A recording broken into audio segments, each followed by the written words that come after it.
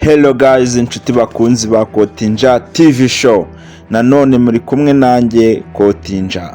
Niba uri ubwa mbere ugeze hano, kanda subscribe kugira ngo tujye tubasha kubana gatanu kuri gatanu. Uyu munsi rero tugiye kubagezaho icyegeranyo ibintu bitanu biranga abakobwa barebare kandi bananutse. So niba utereta umukobwa muremure kandi unanutse, tera agatebe wiyumvire. Ikintu cya mbere na mbere abakobwa bananutse kandi barebare kibaranga abari abanyamushiha. Ikintu cya mbere ni abanyamushiha. Ni ukuvuga ngo umukobwa muremure kandi ubyibushye, nako unanutse akunze kuba ari umunyamushiha. Ni wa muntu nyine uvuga akagushihura urakazwa n'ubusa. Ikintu rero cya kabiri kiranga uyu mukobwa muremure cyane kandi unanutse, bagira urukundo rwinshi. Aba bakobwa nubwo ari abanyamushiha, ni abakobwa 90%.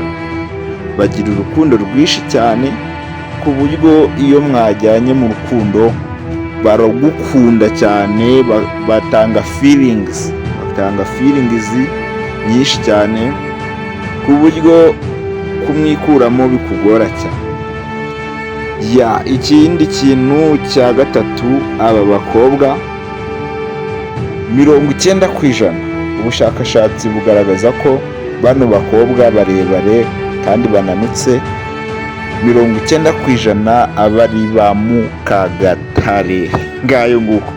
So ni ukuvuga ngo rero Mukagatare, abantu bakuru murabizi, aba ari umugore cyangwa se umukobwa utagira amazi mu gihe cyo gutera akabariro. So bene rero bano bakobwa ngo niyo wamurongora kajana, ngo biragoye kubona utuzi dutaruka. Ngayo rero nguko murumve.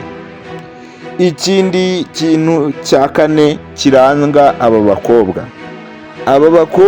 ngo bakunda imboro ku kigero c'110%. Ngayo bivuze ngo uyu mukobwa uteye gutya twavuze hano haruguru akunda igitsina gabo 110%. Bivuze iki? Bivuze ngo iyo yayishatse ntabwo ashobora kuyirara. Ni babandi nyine muzabona, namwe murabazi nyine tu.